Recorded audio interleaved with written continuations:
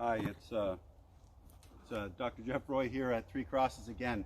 I'm going to give you just a quick little tour of our tabernacle, and it all begins here at the brazen altar. Everything you're going to see is built to the specifications given in Exodus to Moses, so you're dimensionally correct here on the size of the brazen altar that they would have used in the wilderness. When we first started here and we picked the site, we found this great big rock that I just loved. I mean, you got to love rocks if you're going to live in Muskoka. But I just saw that rock as a perfect place, as an imagery of the sacrifice, the rock, Jesus, our rock. And upon this rock, I'll build my house. So we built the brazen altar right around the rock. You can actually step in here, and you can actually lean back on the rock. I guess I'm going to do it now. And then I like to say, look up at the trees, which in the summer are full of green. But you're kind of, in a way, you're doing that Romans thing, offering your body as a living sacrifice to the Lord as you begin your journey toward an encounter in the holy place. It all begins with you offering yourself up. Let's move on.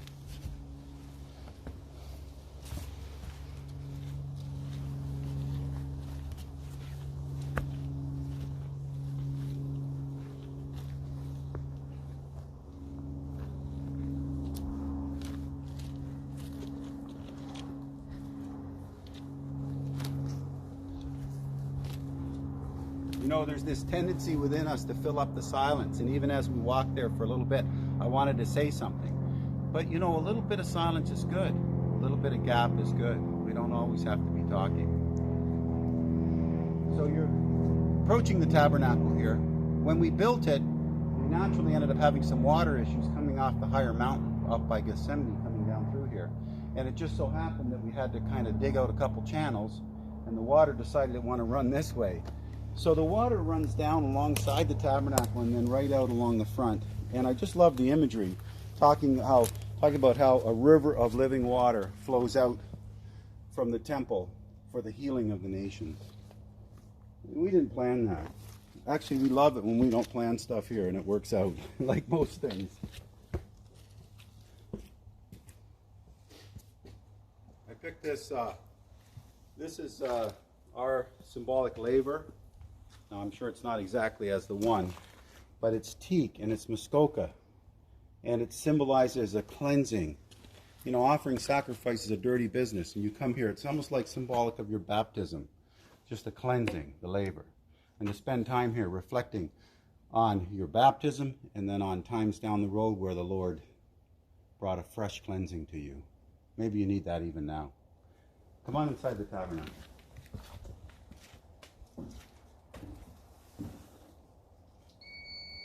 There's so many things I'd like to tell you about and how things came together, even these pillars, and how we had to have these little base pieces at the top and the bottom because of the length of our lumber. But in the end, we're like, they needed to be there. They had to be there.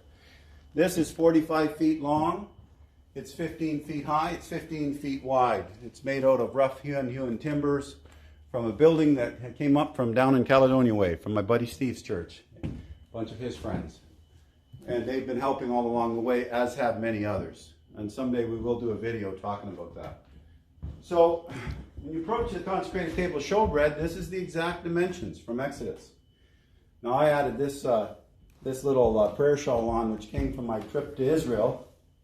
Oh, which by the way was with Steve again.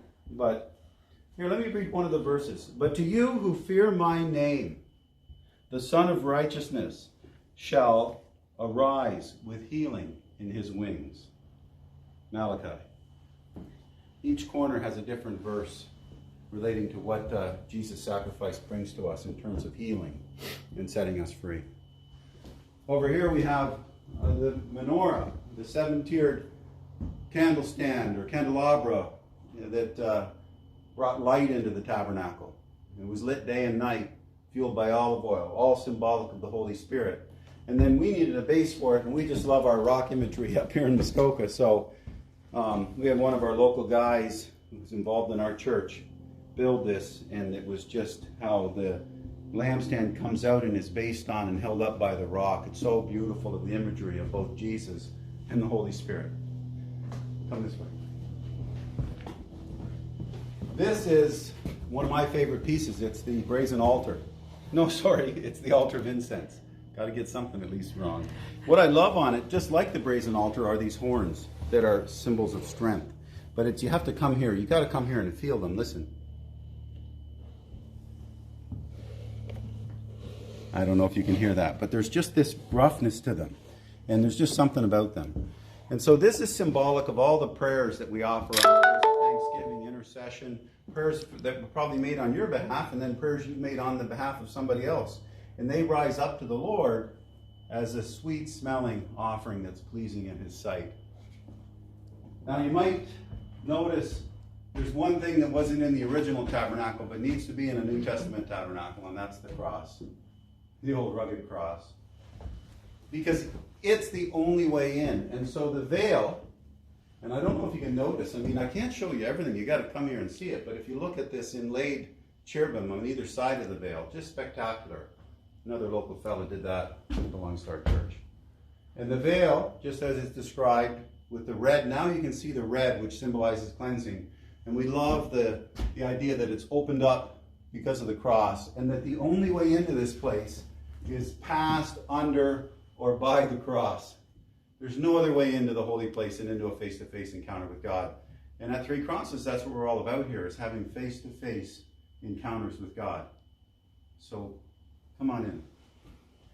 We want to invite people to appropriate the sacrifice of Jesus. If someone comes up on the mountain to see what this is all about, they'll have an opportunity to surrender as they enter the holy place, should they choose to make that kind of a symbolic gesture of going under the cross as they receive Jesus. This is the Ark of the Covenant. Once again, these are the dimensions. I always thought they'd be bigger, but this is the dimension. We made this out of Muskoka live edge wood. We had another special guy from a church down in southern Ontario who I asked to do it, and then he thought about it, and then he came back and said, I want to get involved in this. And he made this. He made, actually, the wooden pieces are his work. And another fella down in that area as well did the cherubim and the carving. This is one solid piece of wood. It was 4 feet long and I think 27 inches in diameter. The join here is not made. That is it's the only place where the wood is joined. Even the bases are joined together. But I'm getting ahead of myself.